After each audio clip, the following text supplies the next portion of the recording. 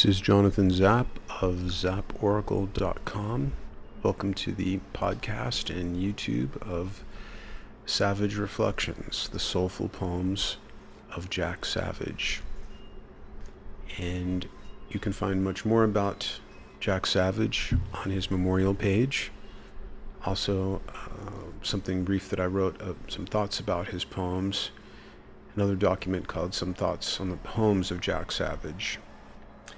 And Jack lived from 1989, March 29 to April 24th, 2013. Unfortunately, I will be reading the poems. It would be far more ideal, of course, if Jack were performing his own poems, but of course he is not available for that. Among other talents, Jack was a brilliant poet. After spending more time with the poems the last few days, when I first put this together in the week that Jack ended his life, I believe Jack was and is one of the greatest poetic voices of his generation. It's not that I've read so many millennial generation poets. It's a general feeling I have based on the power with which Jack's poetic voice is the voice of the soul. Sometimes this poetic voice is celebratory, at other times it is struggling and even tormented. But it is always profound, authentic, accessible, and deeply present with the reader. Jack's voice has a presence, an emotional immediacy and intimacy with the sympathetic reader that is comparable to Walt Whitman, who was Jack's greatest poetic inspiration. Jack's poems, even the ones that he wrote when he was 19, do not seem like an awkward adolescent attempt at being Whitman-esque. They are alike because both poets are voices of the soul. To experience these poems is an opportunity to hear the voice of the soul, a voice that gets drowned out by the noisy bustle and haste of modern life. The voice of the soul is not always happy. It can experience glorious ecstasies and transcendence. Jack's poems are filled with jeweled and glowing examples of this sort of divine exuberance. But the voice of the soul can also be the voice of the dark night of the soul, and Jack certainly had his share of those to tell of too. As he puts it, "And I am divine in my worst hour as much as I am in my best." When you read these poems, or listen to them in this case, draw close to them. Sit across from this voice with a glass of wine or tea. It will be a very intimate conversation. For a while, Jack had a section on this website called Savage Reflections, which he allowed me to build for him with some of his best poems. Later, Jack asked me to take it down, but I kept all the poems. I think the unexpected request to take down the Savage Reflections online collection was one of the first formal statements Jack made of withdrawing from life. I kept all the poems and am reposting them here, as well as many other poems Jack sent me attached to emails. And by the way, at the end of his life, Jack was just a couple of weeks from his, a few weeks from his 24th birthday. For a while, I acted as Jack's editor and we worked on a number of poems together. After a certain phase, Jack became more confident in his own voice, and there were few, if any, line edit suggestions from me. Jack became his own meticulous editor and was continuously revising. I fixed a few tiny things like a misplaced apostrophe, only in cases where I was 99.999% sure it was a simple error. Otherwise, rather than second guess Jack's intentions, I am leaving it all as is.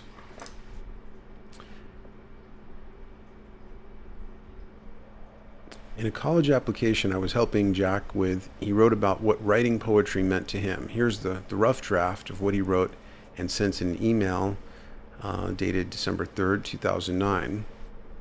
Writing poetry has been a hallmark of my adult life.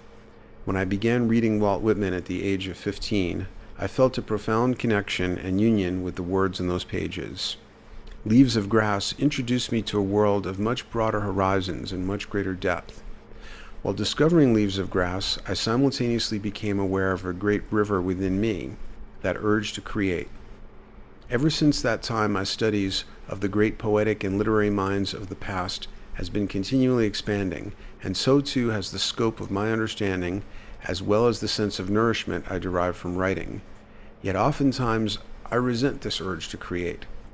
When I spend my time, many hours, devoted to the creation of art, working with a diligent work ethic, a question frequently arises: what good will come of this? Who will experience this, etc.? Yet I have come to the conclusion that in order to live a fulfilling life, you cannot resist the currents within you. And of course, anybody listening to this is helping Jack to fulfill his artistic mission, because something is coming of it. Okay, and I've numbered the poems just for ease of reference in case you want to find them on the online version of the poetry page. The number order is totally arbitrary. It's not necessarily even chronological. Number 1, amidst my catastrophe. Amidst my catastrophe, the one my hands crave, among the ruins of my loss, inside the windowless chambers of my awful defeat. I will do this as long as I live, until my living changes. The beautiful ones, the mean-spirited ones too, I'll learn to live and love among them, living sweetly, living true. I'll live alongside the unrelenting horror of this chaos, knowing the fires of my pain. I'll let myself be known to those who love me, as well as those who don't, earnestly, nobly, and I'll struggle to love with a heart that's true, and give them all my love mercifully, mercifully, as I've given the multitudes of it to you.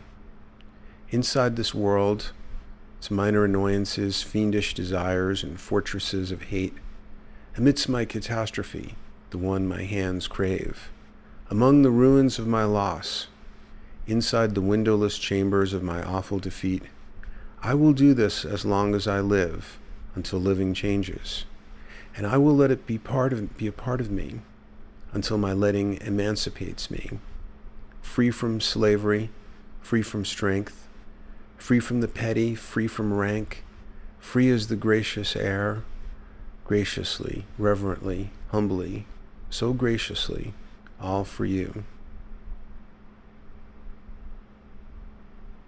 Number 2, was first published June 16th, 2011, The Naive Urgency of Man. My old life was a sanctuary where every flower grew, and love, she was my mistress in everything I do.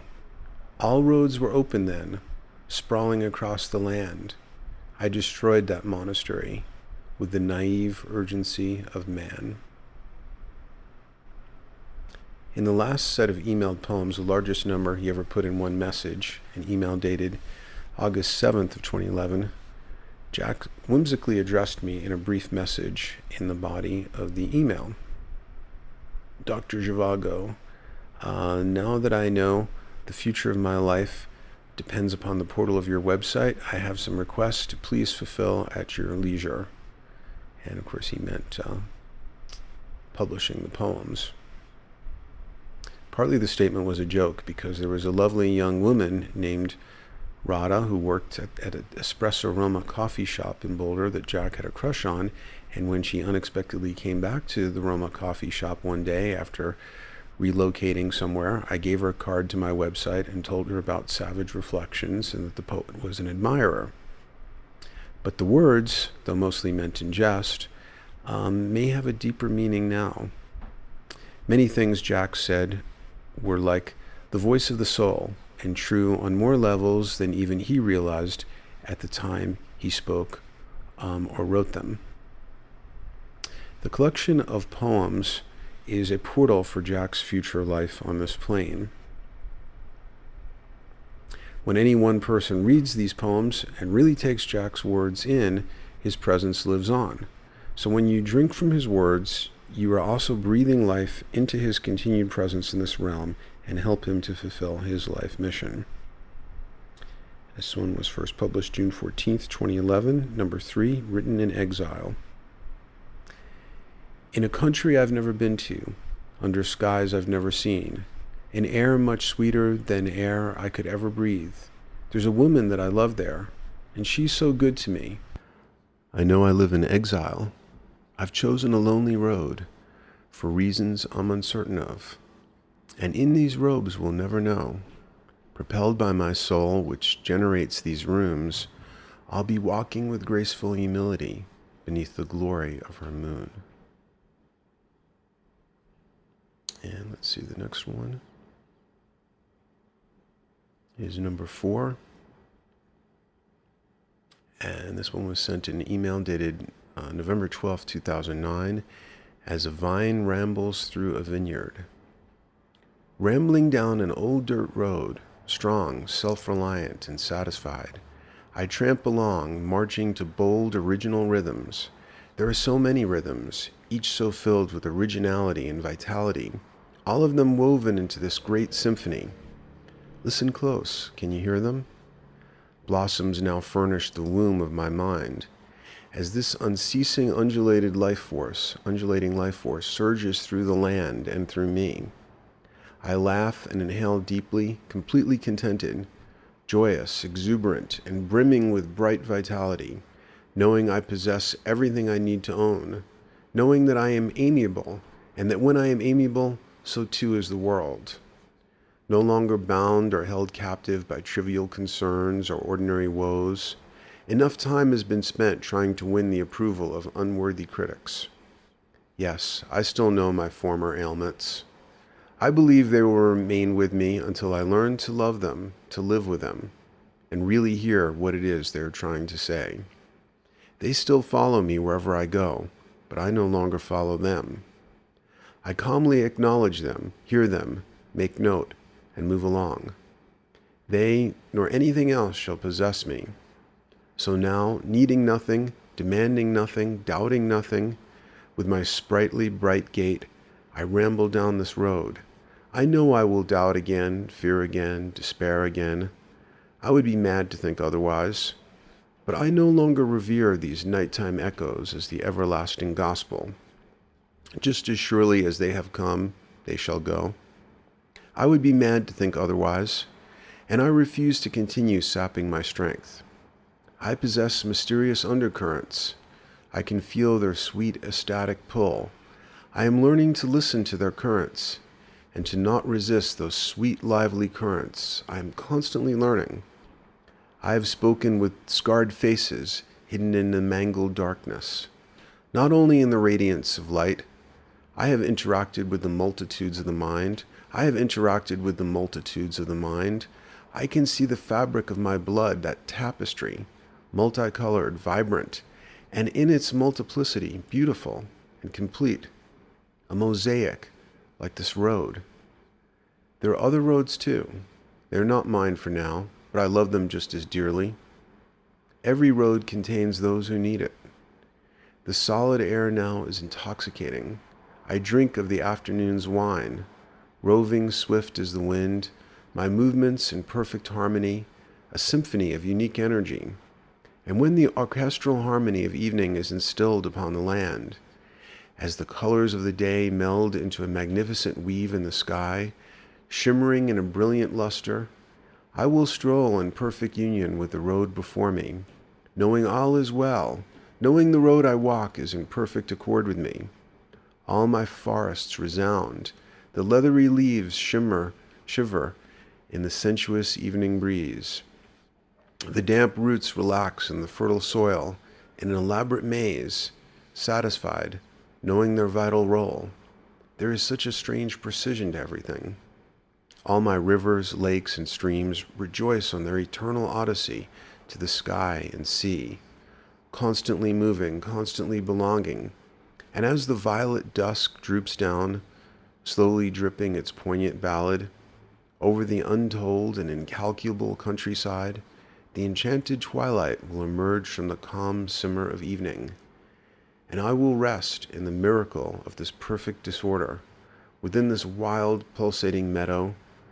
And as the purple slowly seeps from the sky, with the wisdom possessed by stones, those sacred guardians of the earth, I shall lay my body down to sleep, entirely satisfied, as a vine rambles through a vineyard.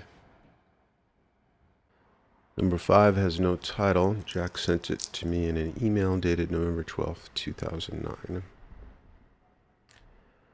I am working at giving myself up to the stream of life. I'm working at unclenching my feeble fist and feeling the light outline my hand. I am striving to relax into a union with the world which always filters through me. I am learning to allow the melody to animate my body and shine like a city. I am coming to forget my mental masterpiece, grafted upon an impossible canvas. It has armed me with much anguish. I am learning to spontaneously incarnate the masterpiece, moment by moment, day by day. I am working at giving myself up to the glory of existence. I am learning to dance and dine and walk with unacknowledged heroes, to love them as I have loved the acknowledged heroes. I am learning to possess, really possess everything I own, learning to own my world without forsaking any of it. I am coming to understand that I carry the world with me wherever I go, and that therefore now is the time for action. Now is the time to fight fear and cowardice, for to worry is to waste time. There's far too much to do, and there will never be a better time for living well than now. So go then, delay no more. Live as you have envisioned so many times before. Nourish, love, help, grow. So I am learning to abandon my vain contrivances. Shall I continue this long, bitter argument with reality? Those mad notions have sabotaged me for too long. I am learning now to appreciate life as it stands, learning to love reality, learning to engage totally with the present moment, to dissolve completely in this sweet, everlasting instant. For it is time I became a vessel of love. I am learning to speak through the sensual lips of good fortune, and to kiss with those self-same lips this world. I am learning to acknowledge the credibility of all paths trod, not only my own. I am learning to loose the barbed rigging which has cinched my heart and constrained her wild vitality, so I can understand my real energy, unbounded, and allow it to abound. And it is my duty to disentangle this wild white horse, my heart, so that she may trample majestically through the vast, powerful, emanating landscape, galloping swiftly, decisively through the canyons, across the rivers and past the powerful red rock formations. Her build is strong and sculpted. She thirsts for freedom and movement. So, no longer cursing, stammering, shouting, no longer viewing as unfavorable those which were thought unfavorable. All rivers float toward the sea, no longer clinched and narrow of mind, no longer bent with troubled eyes fixed upon the ground below, no longer possessed by those menacing puppeteers. I consciously inhale, relax, and release. Now allowing the vast array of energies, the innumerable stripes of vitality, allowing the multitudes to pass through me, the dark and the bitter, the root and the leaf, the luminous and the divine, the tense and troubled, the relaxed and assured, the bitter and the gun-carrying, the tender and romantic, the childlike and bewondered, the aged and anguished, the muzzled and weak, the strong and courageous, the resilient. All of them are contained within me. I can feel them animate and enliven my body. I can feel them nourish my soul. It is exhilarating. So now, pausing no more, hesitating no more, second-guessing nothing. Does the air hesitate to mingle with the sky, or the evening sun doubt whether or not to sink into its horizon? Why then should I doubt to sink into my own? Equipped with this knowledge and thirst, I embrace the totality of this. It is whole and complete, and so now shall I be. Number 6. The mad dogs are after me again. The mad dogs are after me again, with their poison fangs and their mongrel claws, with their hollowed-out fiendish ghost faces, ugly and slobbering, and hell's screams and agony's shrieks, their barking cries, their snarling through the alleyways, breaking down my door, growling and snapping, biting at my bones. The mad dogs are after me again. I swear they never quit. Those damned mad dogs are after me again. Number 7. I don't hate the men I fight. I don't hate the men I fight. They are complex creatures, each with a unique constellation of infinite experience, each a scattered, far-flung universe, with unique rhythm and movement, each pursuing their own horizon, of which I know nothing, each building their own civilization, of which I cannot conceive, each tending their own flock, their children, whose sweet tenderness I have not felt, each cultivating their own garden, which can nourish only them, each a profound, limitless effusion of energy, a wellspring of originality, a fathomless, awe-inspiring universe. No, I don't hate the men I fight, so why do I demand their total enslavement?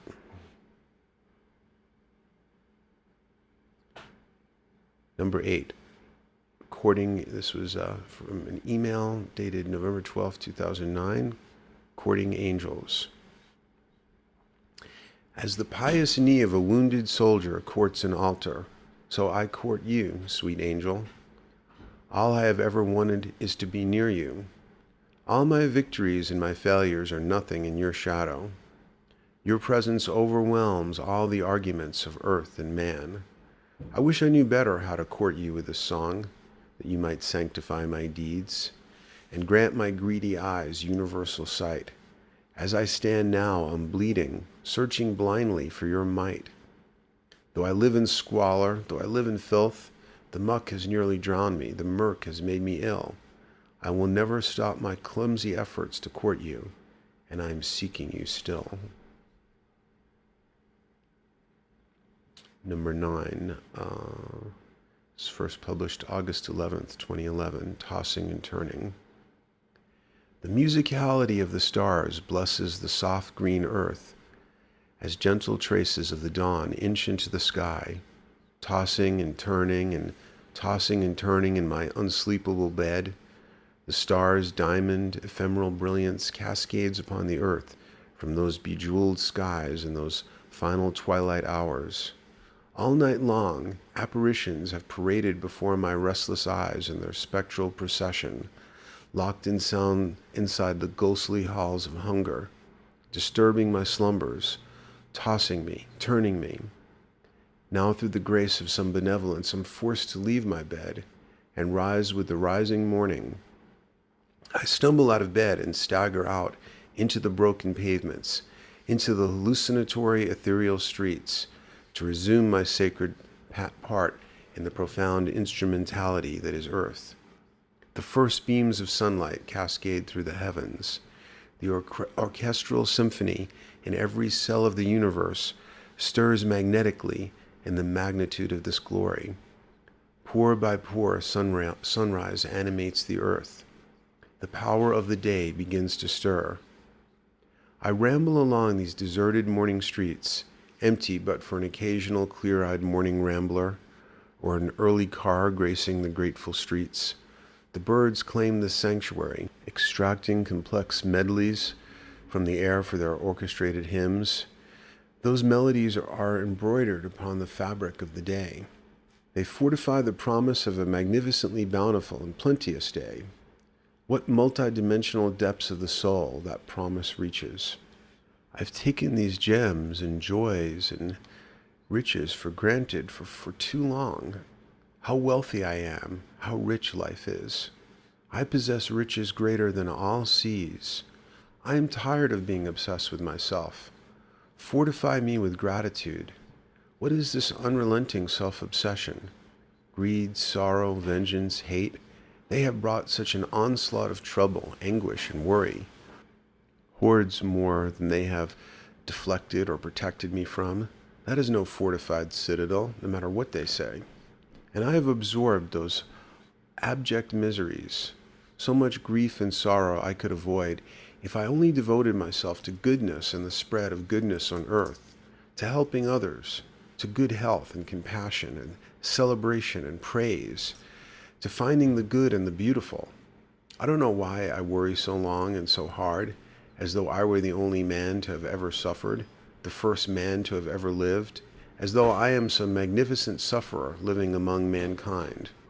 The religiosity of experience, the eternal concert sanctifying the eyes, the ears, and the body, this incomprehensible masterpiece, the cathedral of this morning, soaked and dripping with vitality, the lush, colorful tapestry of the dawn, layered, moving, and alive. In bewildered reverence, piously I walk through this vital sea of sensuousness.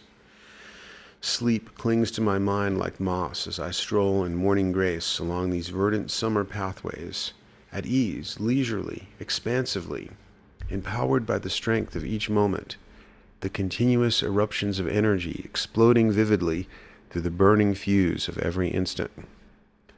Absorbing these fountainous electric sparks continuously, transmuting them mysteriously into energy, strengthen thus to godlike proportions, allowing the song of myself to unfold and expound prolifically, magnificently, accepting with great gregariousness and pleasure the music it evokes, interweaving with the scintillating fabric of existence.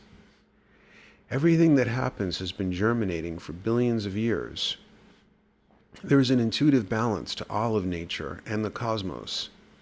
Nothing is superfluous. Every transpiring event requires the collaboration and the ingenious, thousand-handed engineering of the entire cosmos. Every blossom moment requires complete validation from the magnitude of all time and space. Every speck of dirt belongs. Every role played has been ordained. Nothing is lost. Nothing is irrelevant. Always and forever, onwards and upwards. Jack, stop your ruminations on the night. Stop this endless worry over your sins. These are your sins. This is your soul. That is enough. Cast aside those vain contrivances. Cease your demands and doubts, and you will live in the most glorious kingdom today. Your soul will blossom more bountifully than any ever has. Know in the depth of your soul the excellence and greatness of all the universe. Allow that fertile, nourishing soil to sink and settle at the deepest, darkest waters of your oceans. Allow it to fecundate your earth today.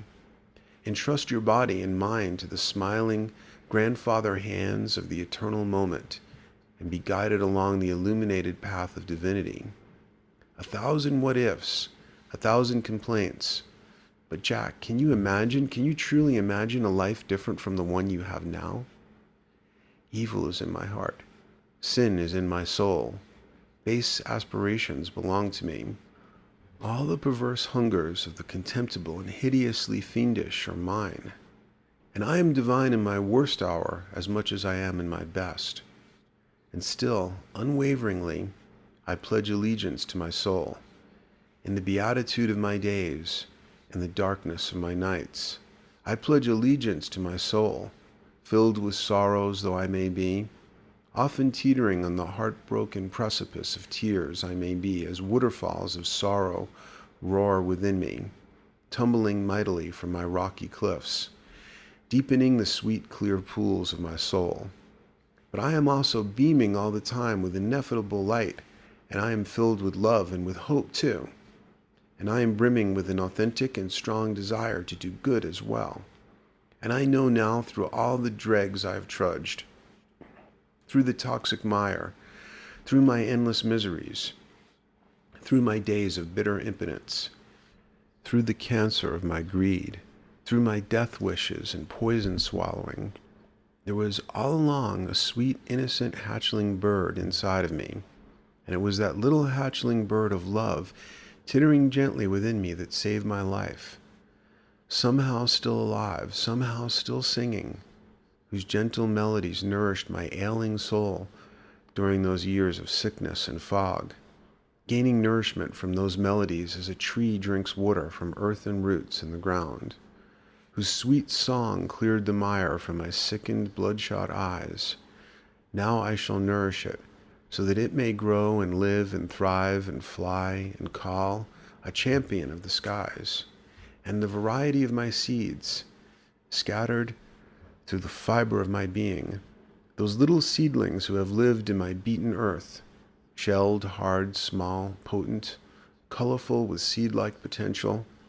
I'll nourish them, grow them, water them, and tend to them, sufficiently buried in my soil until they explode with the unstoppable power of rocks, until the righteous day those seeds grow into powerful trees, titans of love, resounding proudly in the chorus of my magnanimous forests, continuing my stroll through this sapling earth, appreciating the transience of this wild moment, immersed in this ocean of sensuousness, the wet green morning air, the breathing earth, the magisterial oil lamp of existence, the mystic consciousness permeating time and space, the exuberance now bursting from my heart as those energies baptize me and I baptize them, as this ethereal morning bathes me, marveling upon the green misty morning, how sweet its dew tastes permeating my skin.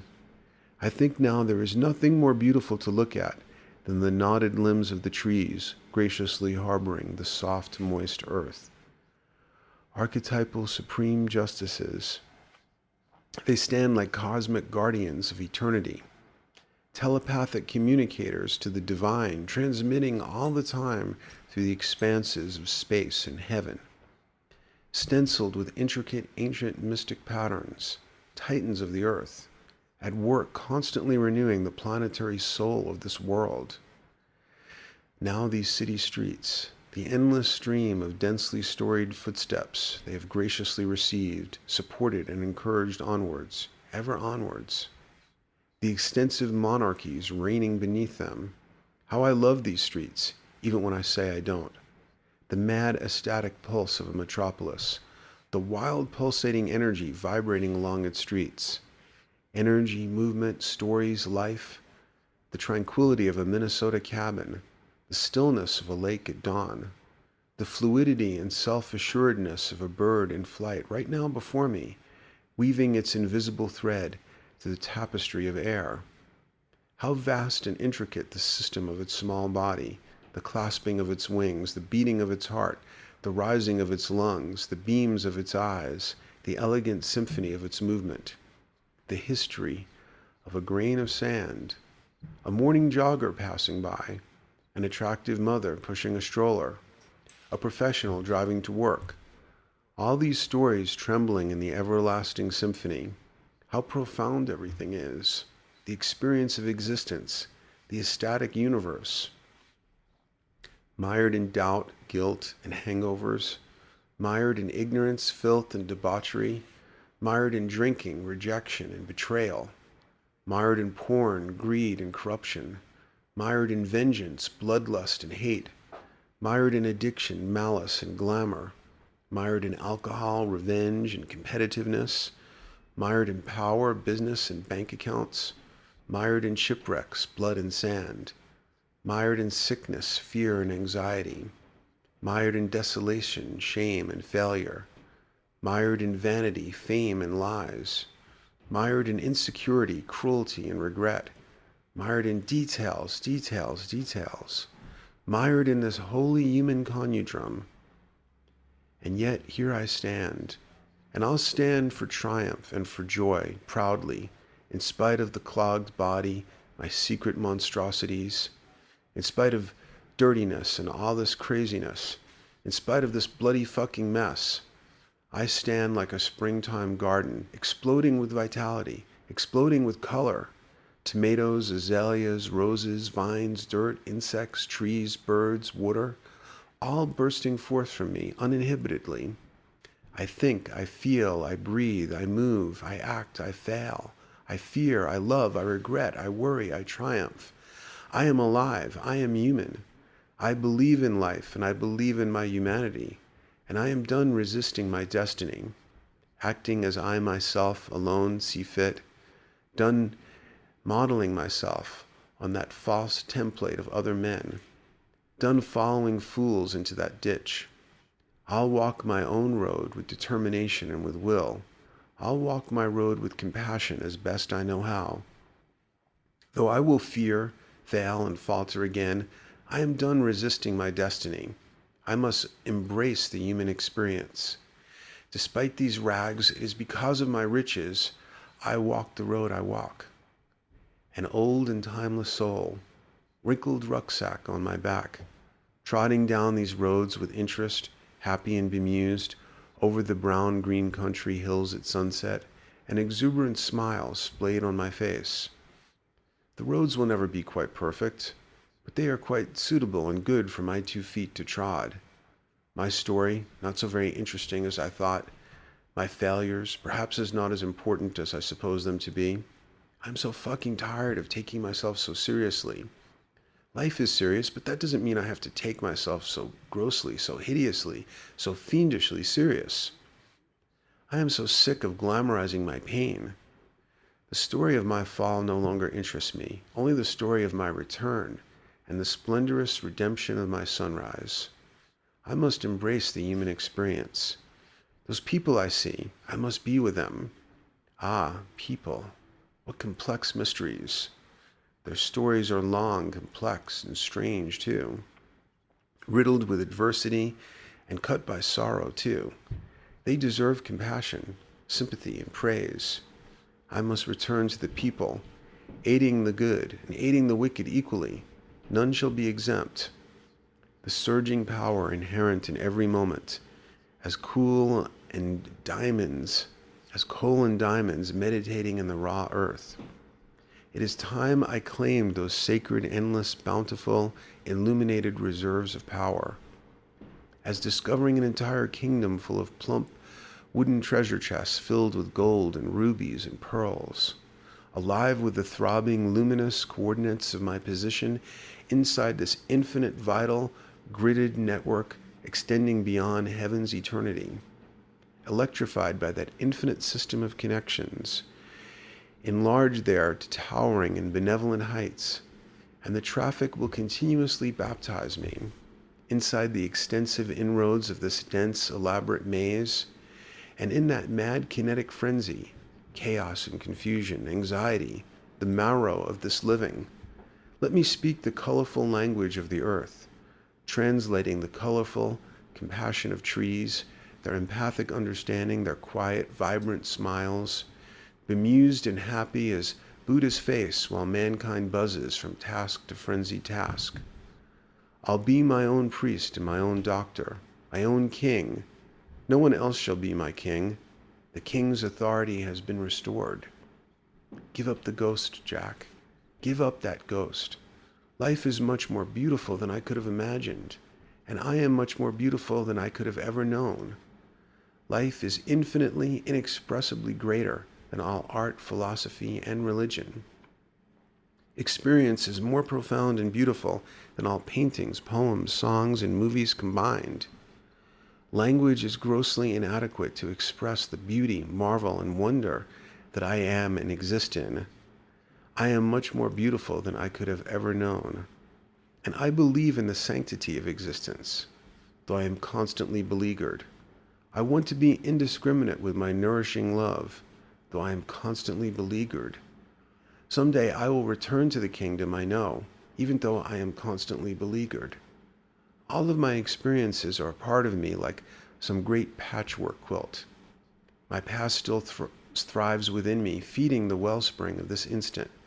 I express them through myself ceaselessly, absorbing the sights, sounds, scents, and seasons of the earth, filtering those through myself ceaselessly as well, renewed continuously by the crystalline, everlasting fountain of existence.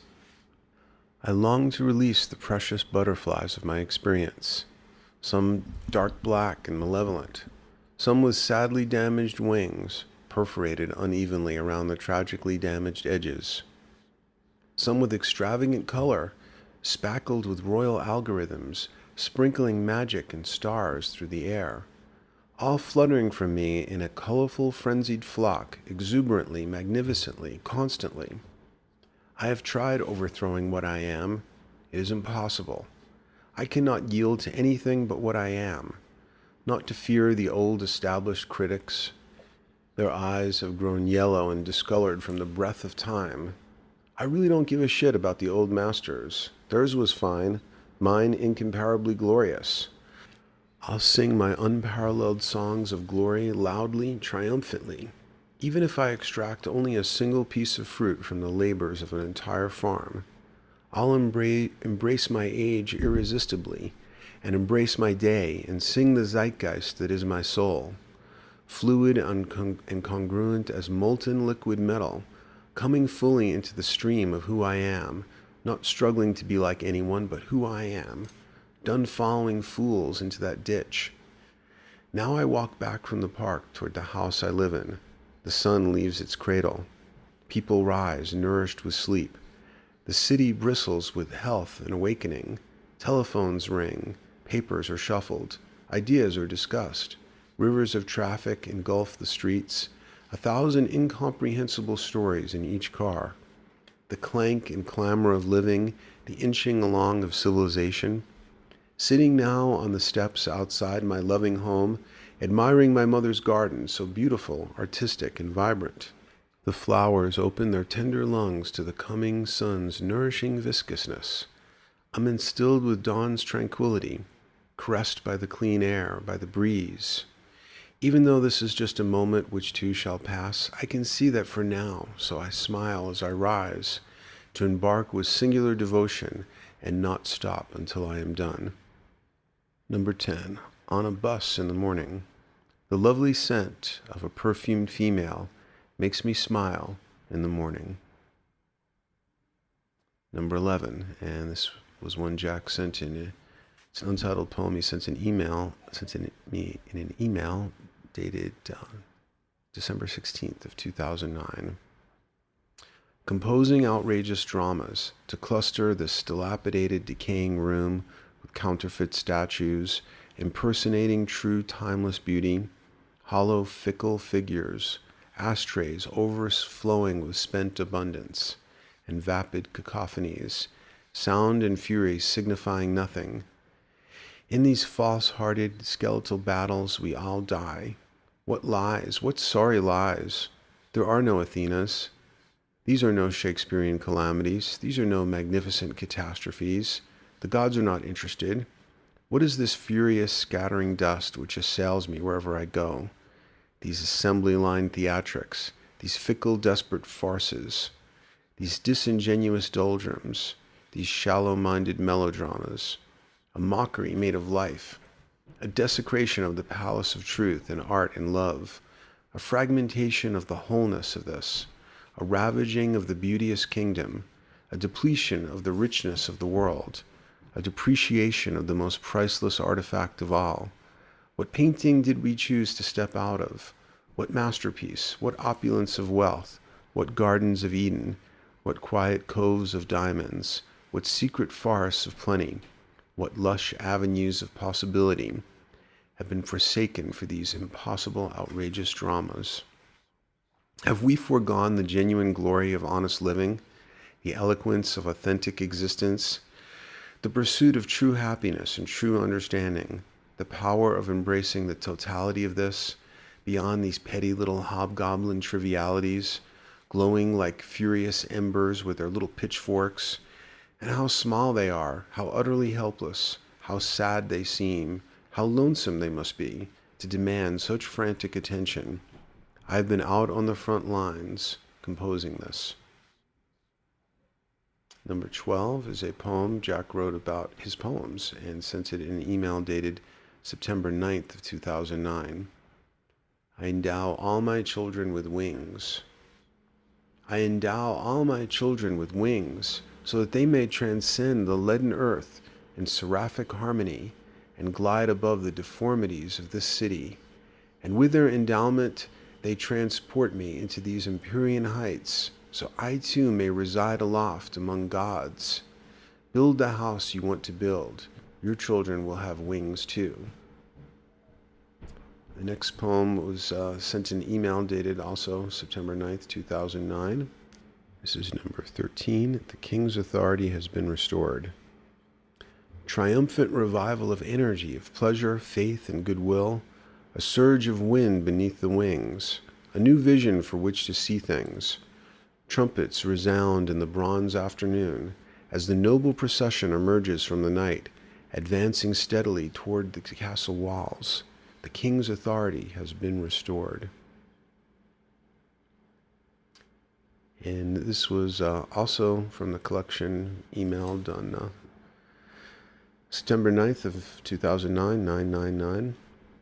And Jack was kind enough to title the poem after my essay on the creative muse called The Path of Numinous, Living and Working with a Creative Muse. and the poem is about his relationship to the muse. Number 14, The Path of the Numinous. For the night gets mighty dark when a man can't see his star. Though we toil in infinitesimal fields of despair, what bulb burns in luminous hazy radiance in the depth of abysmal night? Sweet incandescent glow, perched like a sage above the slumbering metropolis, whose precious moonbeams pierce the veil. Collect those silver slivers, read them like an archaic map, for this is your contract with divinity. The next poem, entitled Winnipeg, was also one sent with the email batch on 999. This was written when Jack went to the University of Manitoba at Winnipeg, where he often talked about how grim the city seemed. Number 15, Winnipeg. Winnipeg, Winnipeg. No matter what direction you walk in Winnipeg, the wind's always blowing in your face. 10,000 miles an hour across the frozen, howling prairies, the majority of the buses that prowl the city streets read "not in service."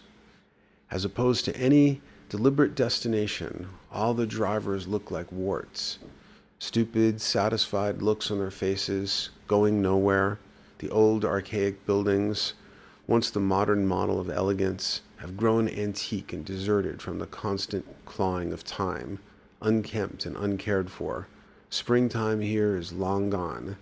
Now Winnipeg is perched like a vulture, bitter in an eternal autumn, under eternally overcast skies. Orphaned, unknown, uncared for, disgraced and ashamed, Winnipeg stews in the desolate prairies, alone and isolated like some forgotten medieval city, bitter and cruel after a life of insult and torment. Only time-worn traces tell of the promise this place once held. Worn cobblestone roads. Every mother in Winnipeg is ugly, unholy, and so goddamned ugly. All the children born in Winnipeg are born dead or evil. All the pregnant women smoke cigarettes. All the fathers are alcoholics with adolescent aspirations and elderly bitterness. Mean, alcoholic eyes. They beat their kids for having been born too soon, or not soon enough. It's a law. Everyone must litter in Winnipeg. They say it's just like decorating. The only people who want to make friends with you in Winnipeg are cheap little dirty drug dealers. All eyes here are violent and accusatory. Winnipeg is a symphony of instruments never meant to be played together, a trash can symphony. Sundays gray in solitary desolation.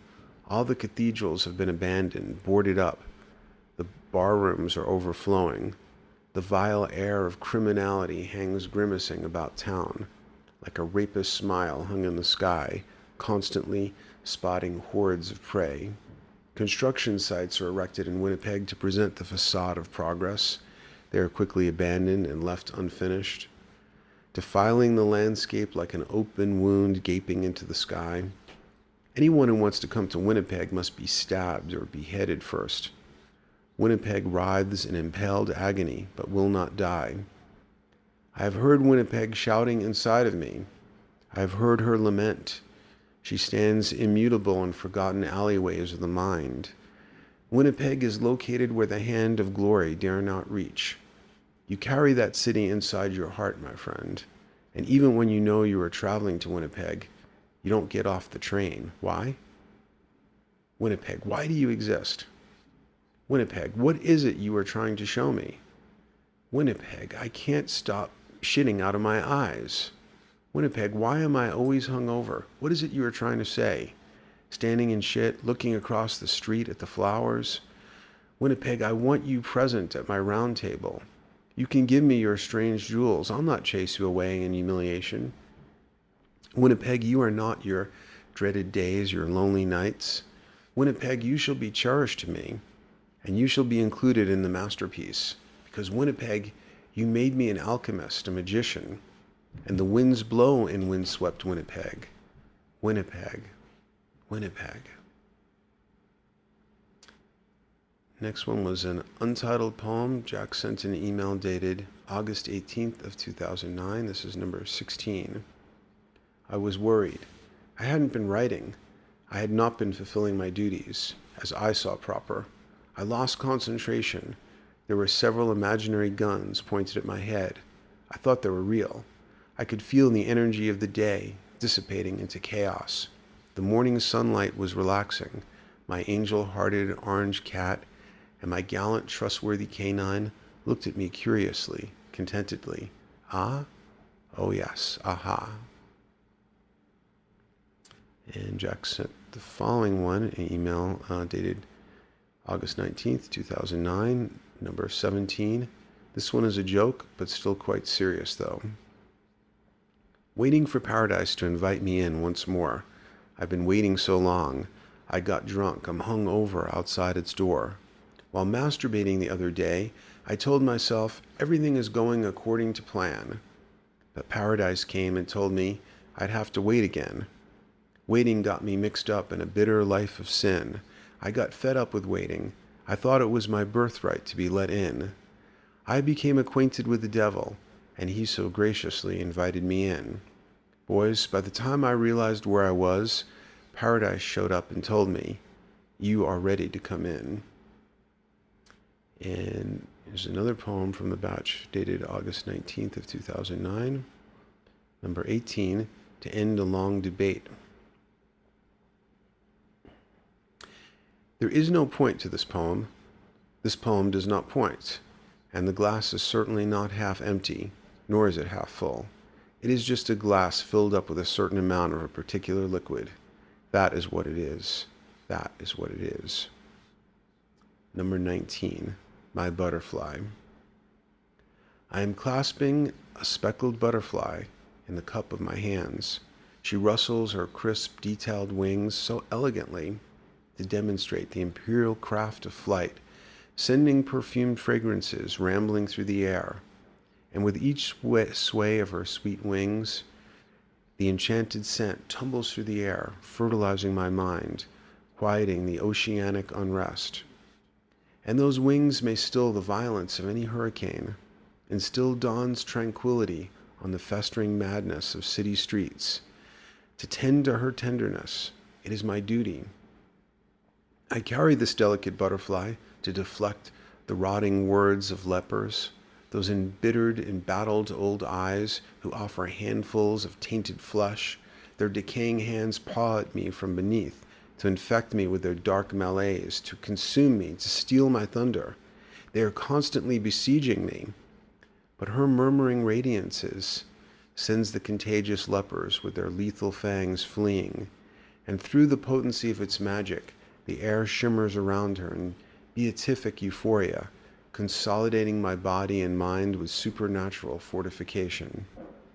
Now contained within the hard walls of this noble citadel, absorbing its dense, hallowed radiances, my butterfly, in my hands her enchantment, streams through my veins. I shall not be pulled by the rotting flesh of those leprous hands under dark, heavy waves. Poem number 20. In the face of the bully. In the face of the bully, I became a bully. After knowing the torturers, I became their most diligent and masterful disciple. Having been reviled by the sight of desperate frothing men, with untamed desire, my frothing lips convulsed. Disgusted and angered by the apishness of man, I beat my chest and yowled monstrously as I sought to ascend those apish ranks. In the face of the bully, I seek now to shatter the binds that bind the hearts of men to their greatest enemies and most cursed defeats, in the face of the wretched bully. 21. Longing to return. Like a rock in your river I sit. Your magnificence surges past and through me constantly, resounding in triumphant song, breaking down my sediment, until the sweet day I'll dissolve again into your unsurpassable glory. O universal, how I long to return to you. Jack sent a number of poems on June 9th of 2009. In the body of the email, he made the following notes about this series of poems. Dear Jonathan, as promised, I am sending you certain bits of writing which I now consider complete, or am at least satisfied enough to send these ducklings into the wider world for a brief outing. The major piece I would like you to examine most closely is 8 pages. There is no title yet, but it will appear as a document called While My Heart Pounds a Rhythm. The first part is describing being alive, and each line begins with the word while. It is essentially saying while I am alive. The second part, which begins with the phrase I will, it describes nearly everything I have felt or experienced, the experiences that a man like you or I may have in this world. The section following that begins with the phrase, what will they say, and describes what kind of people I have encountered, etc. I suppose you may call it a description of the Babylon Matrix. And it all concludes with a call to action and how I am to go on with the business of living. This has taken many, many months to arrive at its current form. I've put nearly everything in it. I remember the first day I began writing it in the Boulder Public Library on a very lovely springtime afternoon. You have seen an earlier version of this, but I don't believe we examined it together in great detail. At any rate, this is it, and accompanying it are some smaller bits as well, some of which you may have already looked at. Okay, and this is poem 22, the one he just referred to, While My Heart Pounds a Rhythm. While my heart pounds a rhythm, while blood still fattens my veins, while the brick of life has offered me an hour in the cloak of flesh, while I contain common sense, common confidence, and common worries, while I breathe this common air with my own 2 nostrils and can only wonder what it smells like to that passing stranger, while I can smell the sea though I may be 1,000 miles away, while I am still unsure, I will grasp my saw with a firm, absolute grip and cut into my cedar wood plank, allowing the scent to rise so eloquently through the air into my nostrils. The smell is sweet and lively, and I will build me a sturdy chair for it to sit, and I will behold the vastness of my emerald forest with awe. I will step into the dense darkness, unable to move. I will immerse myself in infinite light. I will drown myself in fire and emerge in pieces in the gray light. I will lock myself inside the awful confines of the war-torn skull with the shades violently drawn, and pace back and forth for days before suddenly proclaiming, aha. Later on, I will feel confused. I will watch the perpetual ping-pong game rattling back and forth in my skull. I will ride each morning at 7 into bleak suburban strip mall heaven, and mega mall tax offices will scratch their fingernails across the chalkboard of my mind. I will laugh naked, underground, forgotten, going nowhere. I will become dismissive with reality. I will sprawl myself out on the cold, hard floors of destitution, kiss tragedy's cold, wet feet, worship and rest in the tomb of failure. I will live like a ghost. Invisible angels will sing to me. Demons and devils will feed me well. I will watch hatred rip out my eyes, offering me searing blindness. I will grant malice, that malevolent magician, reign over my stormy mind. I will desecrate ancient monuments to love and cower in fear before the murderous mongrel inside me. I will watch my sanity recede on the mud-caked horizon line. I will learn to fault myself in astonishing ways. I will earn torture. I will grow as careless as a fiend. I will sit sick in terrible illness, paranoid and frantic, muttering something to myself about peace and beauty, then vomit into a plastic garbage. I will trickle through the clasp of terror, leaving my residue on its sticky, lecherous fingers. I will laugh with raving, bloodthirsty idiots, listening to bad music, then go home solemn-faced and listen to good music. I will masturbate prolifically and carry with shame the anvil of my waist. I will let my brain go unshaved, so long, foul, noxious fumes will begin to seep from my eyes. I will gulp kerosene in defense of their eyes and exhale a graveyard, wondering how long I will live. I will suck from the black spires of death. I will dance and disappear into a carnival of poison and come back slowly, coughing and depressed, with all my internal organs bruised. My movements will be distracted. I will become estranged from my body, exiled from reason. I will cut hope's throat and bathe in her blood. I will retain false hopes of waking up from this appalling nightmare. I will pray sadly in the forlorn cathedral of misfortune. I will curse at beauty because I'm an imbecile, and I will bitterly curse the pavements beneath my feet also because I'm an imbecile. I will stand distraught in a house of mirrors, tearing out all my hair. I will drag myself unwillingly with a monster's ferocity to the acidic heart of the hideous beast. I will be exiled by the beloved. I will claw weakly at the unbreakable windows of the famed. I will understand what a goddamn fool I am and despise myself for this self-imposed damnation. I will allow my thoughts like 7 infants to break down the walls of their pen and each pursue their own delight, tearing the fiber of my brain. I will let the strength of the condemned beat me bloody and bruised beyond recognition. I will plead with my troubled mind.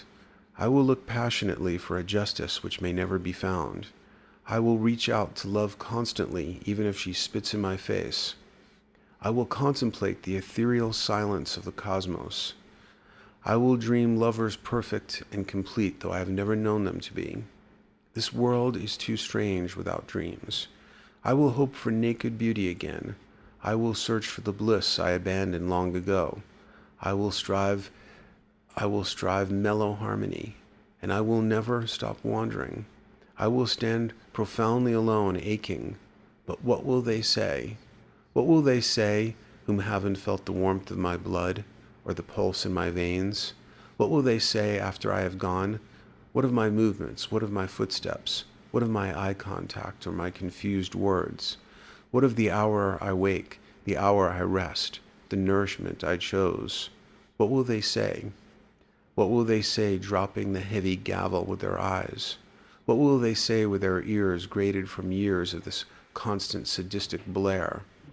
What will they say with lead poisoning the pores of their make-up faces?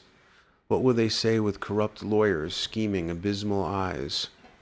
What will they say with corrupt ministers blackmailing them inside their heads? What will they say with malnourished brains buried in the flesh of their pretty plastic faces?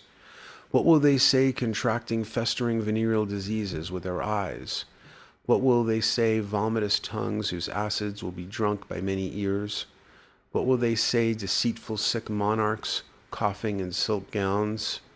What will they say crowning one another with molding wreaths of vanity?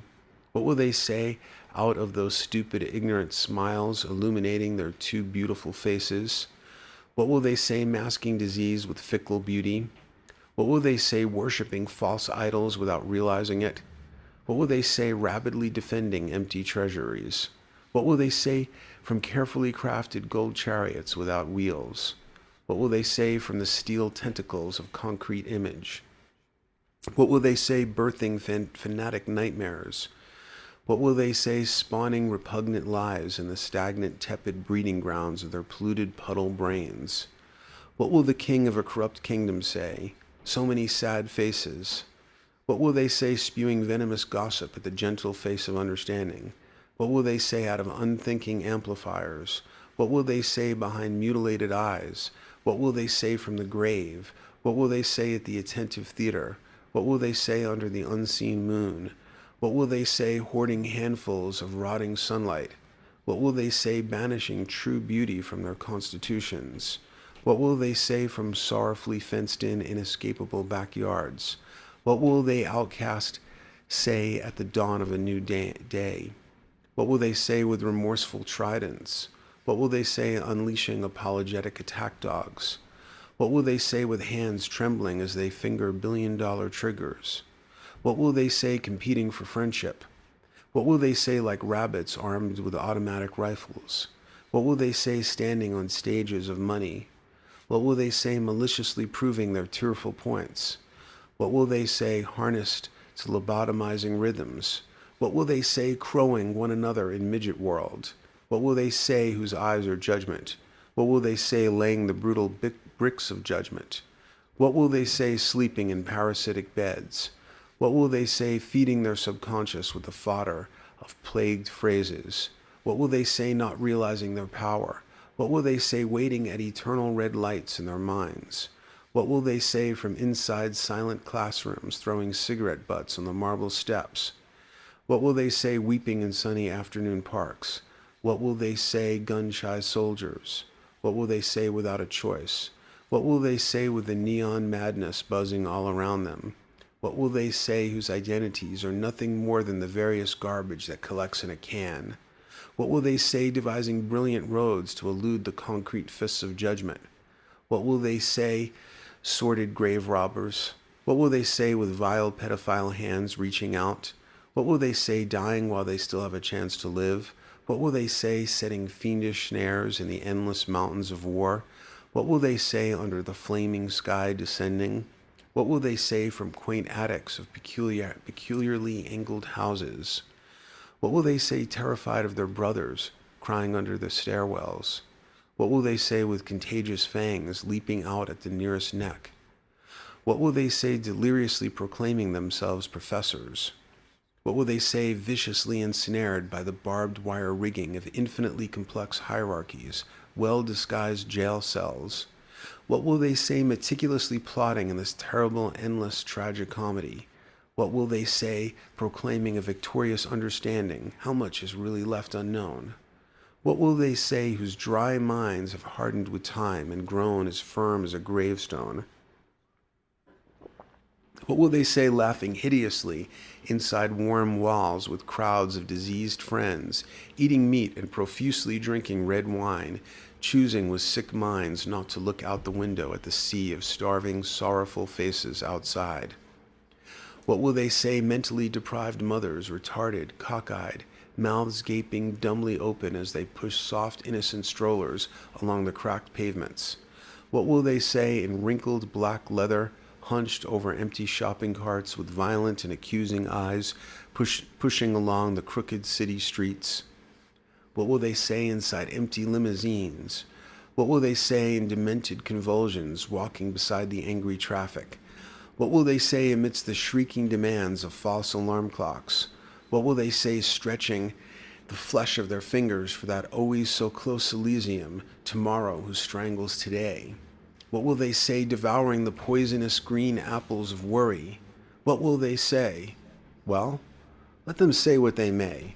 Let me go on my way, alone, tracking the scent of my footsteps through this dense confusion, submerged in the ocean of this instant, minuscule green roots stretching from the soles of my shoes into the fertile ground each step I take, fortified with the indelible strength and depth of endurance. Strong is the man whose spirit is unbroken, with a fond taste for the bittersweet and the great talent to fail, with a resolve of stone and an eye to spot a thief, with an understanding for the unbound sea and the knowledge of a true absolute equality. Let me seek endlessly with complete eyes the miracle of my own glory, no matter how far removed or obscure. Let bear witness to my own greatness. Though I may be but a child splashing in a tub, those ripples are as delicate and precious to me as endless glass cities. Let me learn to not hate this world for what it isn't, but love it for what it is. Let nothing detain me, for life is education. Let my feet shiver with ecstasy by the presence of a ground which all feet touch. Let me find greatness in completely unexpected places. Give me the knowledge of a true, really true equality, and let me go on my way. And the next one is number 23, My Mind Lulled Like a Cell. To return once again to my life of old, my life of days past, sweet cherished innocence, that sanctuary, that courtyard, free from the malevolent black butterflies escaping from diseased mouths, contaminated intent, my mind lulled like a sailboat upon the glass of a breathless mountain lake. I slept at ease, and the purity of all my emotions was unmatched. But parasites do not discriminate, and they tunneled into my brain as they would any orphaned sailor or deranged addict, crowding and festering its illuminated passageways. They only know one taste. Jack talked about wanting a typewriter. I found one for him at a thrift store, and he makes reference to it in the following poem, number 24, The Way of Life. Sometimes this old electric typewriter sits here purring, engine running, purring, asking me to go on and pet it, But I have to tell it, I can't find my petting hand. Then I must turn it off and do something else. There is only this instant, soaking deep in these mercurial waters, steeping in this dense molten liquid wrapping me. It will soon exhaust itself and cool. Exhaling this cloud of hypnotic smoke, silk gliding serene as ice off the tip of the cigarette, dispersing like fireflies into the solid air of this still illuminated apartment, occasionally reading a collection of writings from a poet many years dead.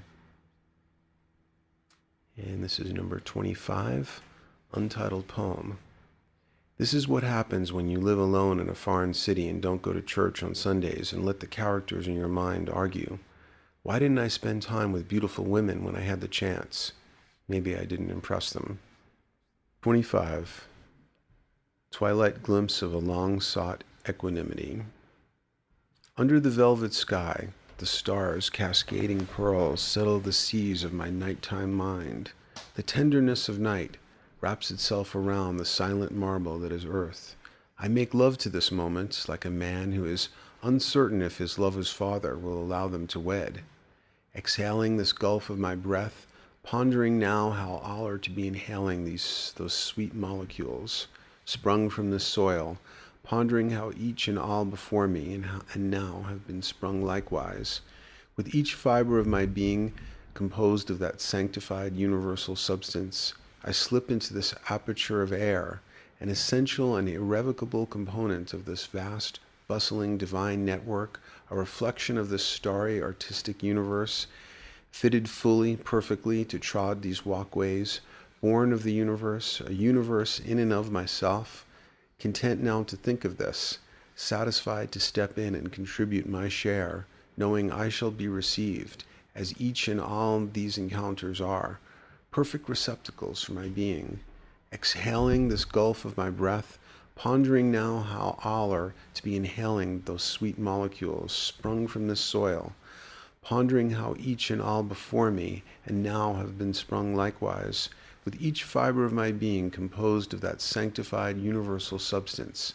I slip into this aperture of air, an essential and irrevocable component of this vast, bustling divine network, a reflection of this starry artistic universe, fitted fully, perfectly to trod these walkways, born of the universe, a universe in and of myself, content now to think of this, satisfied to step in and contribute my share, knowing I shall be received as each and all these encounters are, perfect receptacles for my being. And a couple of poems Jack sent on May 15th, 2009, an email with the subject heading, "By the Powers Vested in Me." Indeed. This is 26. The Fists of Night Have Me Drunk.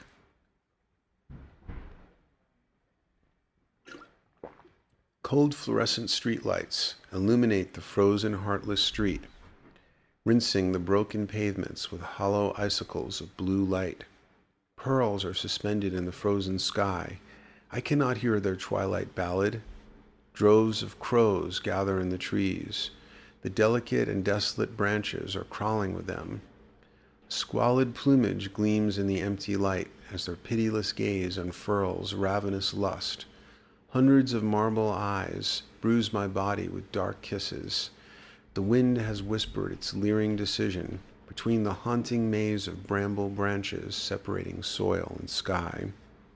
Hissing torturous lies, poisonous to my ears, the torrid whipping of winter's wrath, lashes me into the subterranean chambers of frenzy, dizzying the virulent thoughts trapped in my skull. So the hunchback staggers down polluted alleyways throughout this abandoned city. I carry insects and ampules, waiting for a moment like this. Silent, alone, terrified, and outnumbered. The Augustan columns of this monument on the verge of total collapse, eager to swallow them, to feel their insect legs scuttle down my throat, intoxicate my veins, to anoint me in the oil of their dark, dazzling ceremony, to bathe me in their song of despair. Energy evaporates, internal warfare. The songs of war set the skies aflame. Endless armies arise from my flesh, nourished by my dark, anguished blood. Opposing armies maraud, pillaging the temples of my strength. I wait in silent, impoverished anguish for my silent bus to transport me into the depths of the unfolding night. The fists of night have me drunk. And this is number 27, called Insomnia. The final tracks have been wrought. The steel wheels have converged with end of the line. The train emits a hideous screech, piercing the disturbing hanging silence, and stammers to a halt. Fueled by the coal of burning little hobgoblins seething in my skull, they were once innocent seeds buried in the soil of my earth, but as a fetus they have torn free from the flesh of earth, rampaging, menacing little agents, born to defile the glorious architecture of my ivory kingdom with fine-tuned dentist instruments. And you shall reap what you sow. So now I must descend this train like a convict with the bars slowly closing before him, knowing his lot, knowing his sin. The bell tower has struck midnight. All the citizens of this forsaken city have shuttled into their private vessels, sailing towards the pure shores of slumber. That toll call beckons me awake. My vessel has abandoned me, and I watch the train pull away beyond the corpse-like crimson horizon, steaming into the night, left alone to wander these bent streets of night, tumbling into depthless black chasms, surrounded, violent scarred eyes steeping in the molten shadows, tongues twisted in violent malcontent, contorted by the strength of their own bitter venom, ears lopsided, malnourished, eyes acquired after lifetimes immersed in this dark carnival. And the bleak drunken city murmurs in bloodless conspiracy, and my wine bottles are filled with ash. My blood is impure, breeding with a dark, murky substance.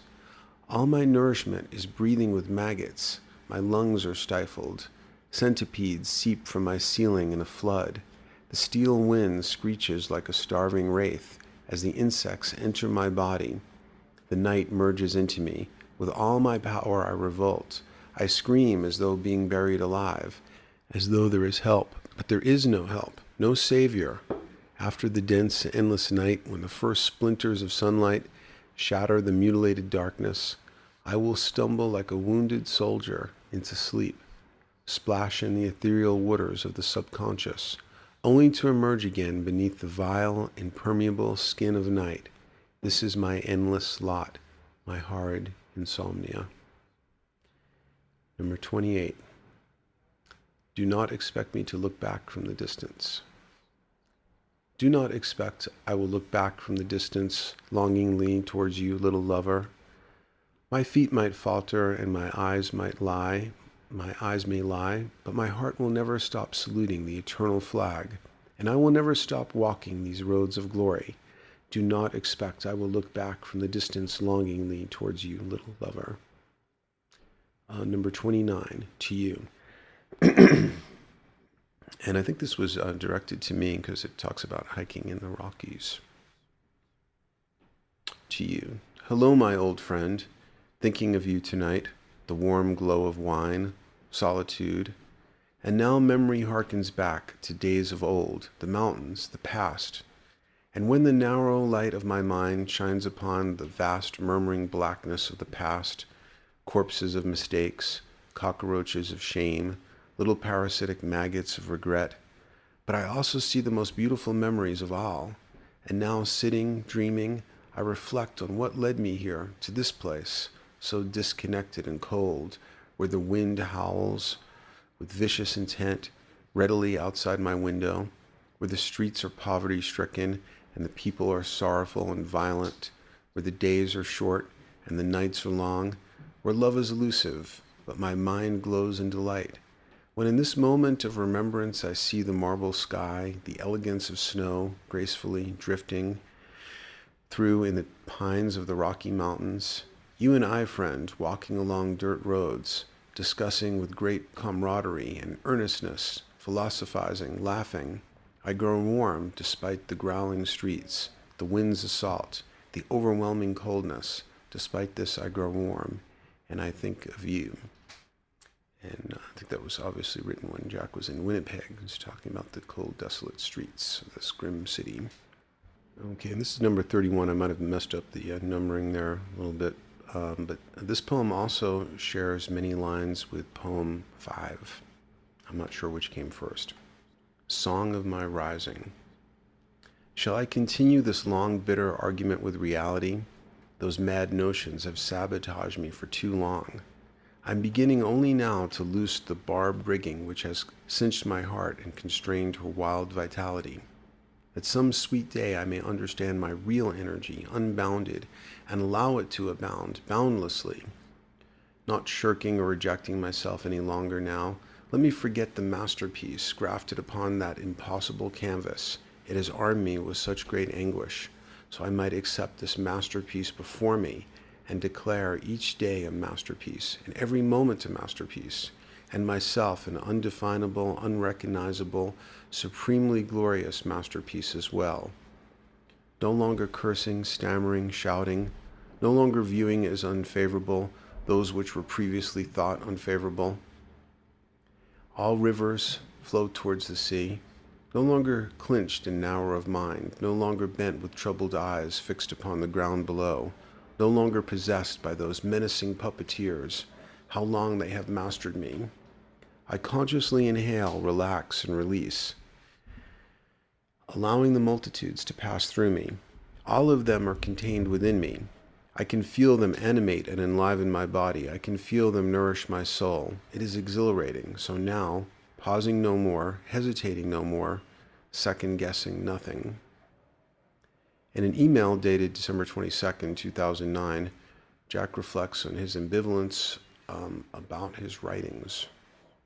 A new notion dawned on me earlier this afternoon, and I thought you might have some good input and advice. I came to realize why I have such an ambivalence about poems.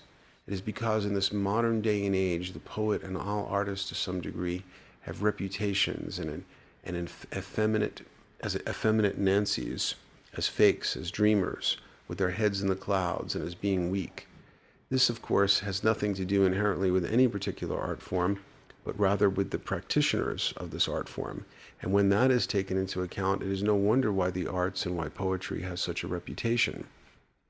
And this is the reason why I wanted to rid myself of my sincere interest in the arts and in writing. Of course, I cannot do that without greatly truncating myself. What I realized I want to be and need to be is a warrior poet. I would like to work with you on this aspiration. I've begun to read your document, The Way of the Warrior. I've been thinking a great deal, perplexed about what life I must craft and how to best express and live by my essence. A set of poems are from a batch Jack emailed on August 17th, 2011.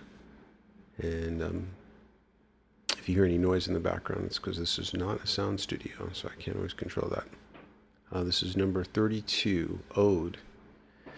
Because your breath animates all with indiscriminate vividness, because your ecstatic skin has settled atop all of earth and space, because your essence seeps through every scene, because your spontaneity is a masterpiece, because you are the soil from which this abundance rises, your blessing colors the abundance with the depth of beauty, because your voice glistens angelically throughout the air, because your music dances everywhere, because your colors sweep across the sky, descending upon the thriving fertility of earth, because your glimmering eye beams consecrate the land equally with divine showers, because the nurturance of your guiding hand is always at work, the sentience of earth may exist at ease, may move leisurely, they may walk blossoming in exultant, spirited expanse, performing this royal ceremony, bursting still, bursting with grapes, bursting with thunderstorms, bursting with ancient Greek tragedies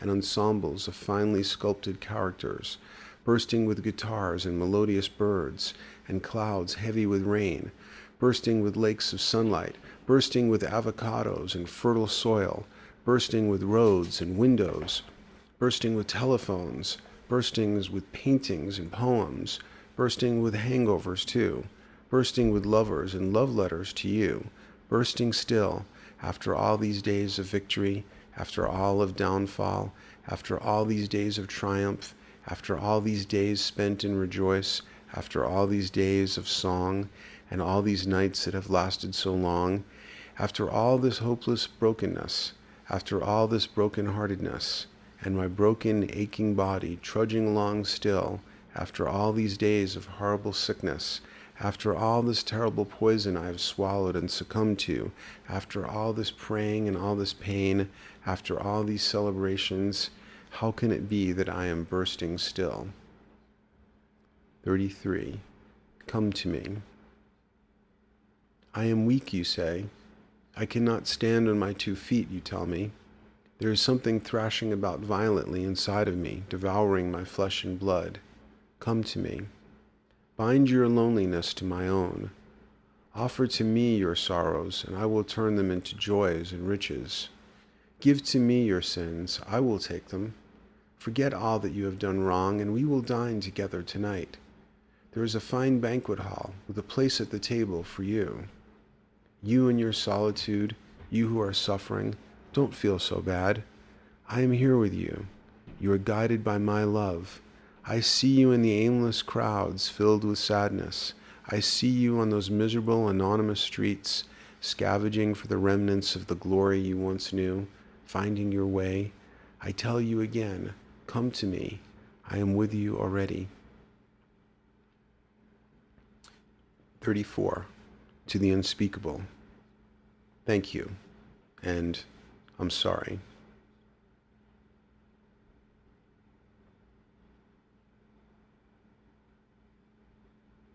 This last set of photos is, this is talking about the photos that you can see, and if you, maybe we'll have them on a slideshow, but they'll certainly are on the document page, many photographs of Jack, as well as much more about Jack on his memorial page, also at zaporacle.com, as well as something I wrote, some thoughts about his poetry.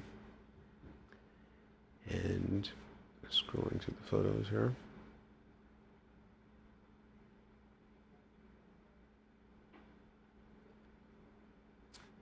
Still going through the email archive, and I just found this, which leaves me speechless. I added it as a comment to the memorial page too. Tears, goosebumps, going through Jack's emails. They are so prophetic. We have to stop thinking of Jack's life as tragic. He expressed his intention to awaken through death so clearly and so many times. In an email dated March 25th, 2009, which had the subject heading, "This should be to your liking. Yes, Jack, now more than ever." Jack copies a poem and then writes one of his own. And this is the poem he copied. It's Each Day a Life by Robert William Service. I count each day a little life, with birth and death complete. I cluster it from care and strife, and keep it sane and sweet. With eager eyes I greet the morn, exultant as a boy, knowing that I am newly born, to wonder and to joy. And when the sunset splendors wane, and ripe for rest am I, knowing that I will live again, exultantly I die. Oh, that all life were but a day, sunny and sweet and sane, and that at even I might say, I sleep to wake again. This is poem 35, the last of Jack's poems. And this is entitled, The Man Who Dreamed He Died and Woke Up Dead. And so his careful thoughts, detailed with a cold Baroque elegance, crafted and entwined complexity, a sculpture of disgusting failure, and in it bore a promise from which he could not escape, and the precious wine glasses of his dreams, entrapped within the sinews of twisted, deformed limbs, had been shattered. And so the sun laughs malevolently from its condescending throne, and he can smell tomorrow's grotesque hands hovering above the fever in his head, and the nightmare of today still lurks like a lurid mist behind his eyes. The landscape becomes impure passing through him, so he laughs alone in the solemn twilight, a miserable laugh, a poisonous smile, and his acquaintances all hate him. No one shall greet him in this desolate desert of days. He is buried alive and suffocates, inhaling the sand, and so he sleeps a sleep less generous than death. He commands the supreme alchemists of his sky to pound their gavel upon his mind, emitting ringing lies, of overcast skies throughout all of time, and a church with its holy cross sank into the marshland nearby. When he awoke, he was dead. And I wrote a poem about Jack shortly after his death. It's called Emanations of Jack. The emanations and ripples of Jack are everywhere, surrounded by plates and bowls that Jack ate from, and cups and glasses that he drank from. Still thinking about Jack and remembering so many moments. Nothing about Jack will ever not have been. Jack, everything you said, thought, and did ripples forever through eternity. And that concludes the Savage Reflections, the soulful poetry of Jack Savage, read by Jonathan Zapp of zapporacle.com. Thank you so much for listening.